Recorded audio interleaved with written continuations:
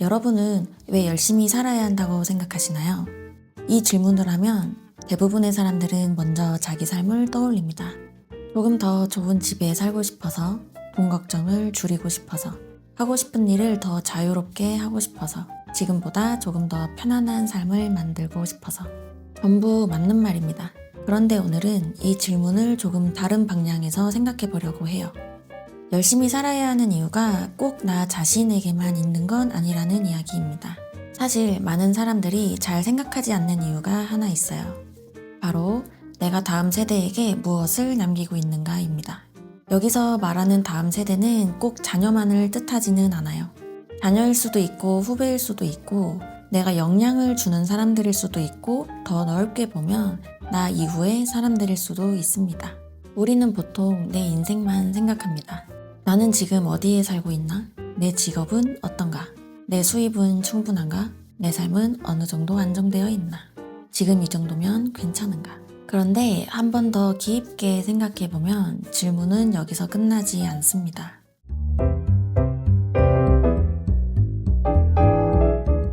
내가 지금 선택하는 나라, 도시, 언어, 직업, 관계, 정보, 생활 방식이 나 이후의 사람들에게 어떤 출발선을 만들어주고 있을까?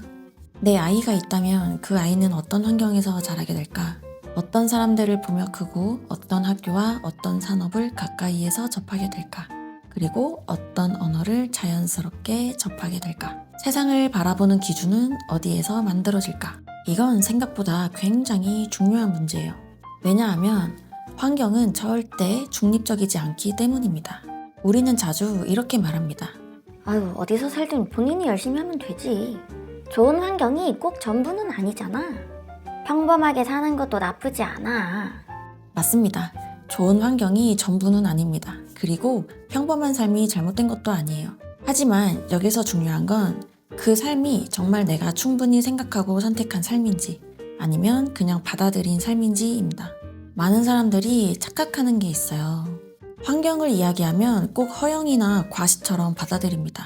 좋은 도시, 좋은 학교, 좋은 언어, 환경, 그리고 좋은 네트워크를 이야기하면 마치 속물적인 이야기처럼 느끼는 경우가 있어요. 그런데 사실 이건 단순히 더 비싼 곳에 살자는 이야기가 아닙니다. 핵심은 선택지입니다. 어떤 환경은 사람에게 더 많은 선택지를 줍니다. 그리고 어떤 환경은 사람의 가능성을 더 일찍 열어줘요. 어떤 환경은 세상을 더 넓게 보게 만들고 어떤 환경은 아주 좁은 기준 안에서만 인생을 판단하게 만듭니다. 한번 생각해보면 이렇습니다. 어떤 아이는 어릴 때부터 여러 언어를 자연스럽게 들어요. 부모의 대화 속에서 비즈니스, 투자, 세계, 기술, 막 교육에 대한 이야기를 듣는 거예요. 주변에는 도전하는 사람들, 이동하는 사람들, 배우는 사람들이 있어요. 실패를 해도 다시 일어서는 사람들을 봅니다. 반대로 어떤 아이는 아주 제한된 세계 안에서 자랍니다. 주변 어른들은 늘 불안해하고 세상은 위험하다고 말하고 새로운 시도는 괜한 짓이야 막 이렇게 말해요. 좋은 정보는 거의 들어오지 않고 선택지는 늘 좁습니다. 언어도 관계도 산업도 기회도 모두 제한된 범위 안에 머물어요. 두 사람이 똑같이 태어났다고 해도 출발선은 전혀 같지 않습니다. 물론 여기서 말하고 싶은 건 좋은 집안에서 태어난 사람만 성공한다는 이야기가 아니에요. 오히려 반대에 가깝습니다. 내가 지금 가진 조건이 완벽하지 않더라도 삶을 조금씩 업그레이드하면 그 변화는 나에게서 끝나지 않는다는 이야기입니다. 내가 더 좋은 언어를 배우면 다음 세대는 더 넓은 세계를 자연스럽게 보게 됩니다. 내가 더 좋은 판단력을 갖추면 다음 세대는 더 나은 선택 기준을 물려받아요. 내가 더 건강한 관계를 만들면 다음 세대는 사람을 대하는 방식을 다르게 배웁니다. 내가 더 넓은 도시, 더 나은 산업, 더 좋은 정보에 가까워지면 그 영향은 주변 사람들에게도 조용히 전달됩니다. 이게 진짜 의미의 유산이라고 생각해요. 유산이라고 하면 보통 돈을 먼저 떠올리시죠? 집을 남겨주는 거, 자산을 남겨주는 거, 가족의 이름이나 사업을 남겨주는 거. 물론 그것도 중요합니다. 현실에서 돈은 분명히 힘이 있어요. 돈이 있으면 더 좋은 교육을 선택할 수 있고 더 안전한 환경을 선택할 수 있고 더 많은 시간을 확보할 수 있습니다. 하지만 돈만 남긴다고 해서 반드시 좋은 유산이 되는 건 아닙니다. 돈은 있는데 판단력이 없으면 그 돈은 금방 사라질 수 있어요. 좋은 집은 있는데 세계를 보는 눈이 좁으면 그 집은 오히려 사람을 가두는 공간이 될 수도 있습니다. 가족의 이름은 있는데 그 안에 성장하는 문화가 없으면 다음 세대는 그 이름을 지키는 것만으로도 지칠 수 있어요. 더 깊은 유산은 돈보다 한 단계 아래에 있는 것들입니다.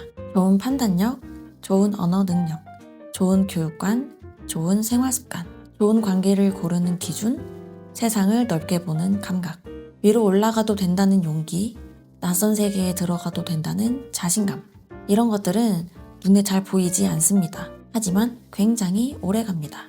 사실 한 사람의 인생을 바꾸는 건 뭐 대단한 한 번의 사건만은 아니에요.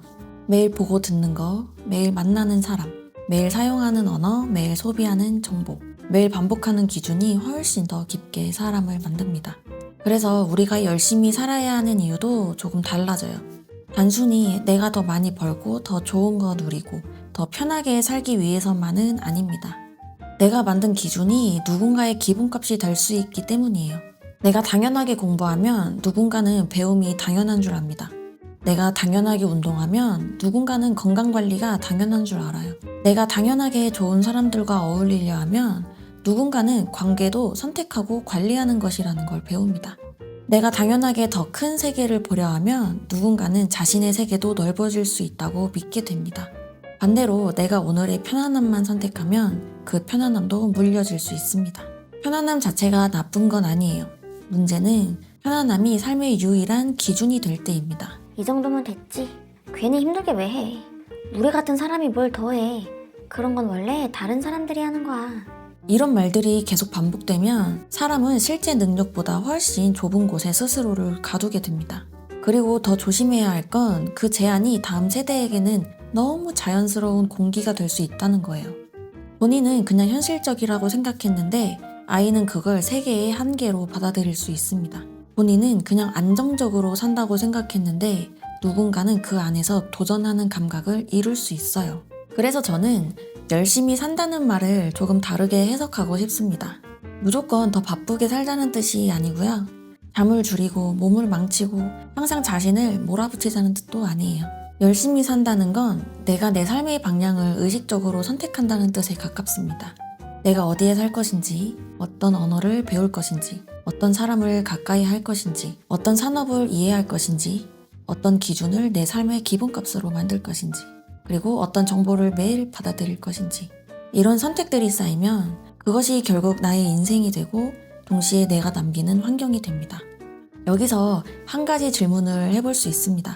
나는 지금 나 자신에게만 좋은 삶을 만들고 있는지 아니면 나 이후의 사람들에게도 더 나은 출발선을 만들고 있는지. 이 질문은 생각보다 강력합니다.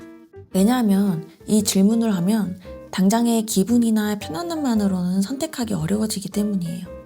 예를 들어 오늘 공부를 조금 더 하는 거, 운동을 하는 거, 영어든 한국어든 다른 언어를 더 잘하려고 노력하는 거, 새로운 산업을 이해하려고 하는 거, 더 나은 사람들과 연결되기 위해 나를 업그레이드하는 거, 내가 사는 도시와 환경을 더 진지하게 고민하는 거.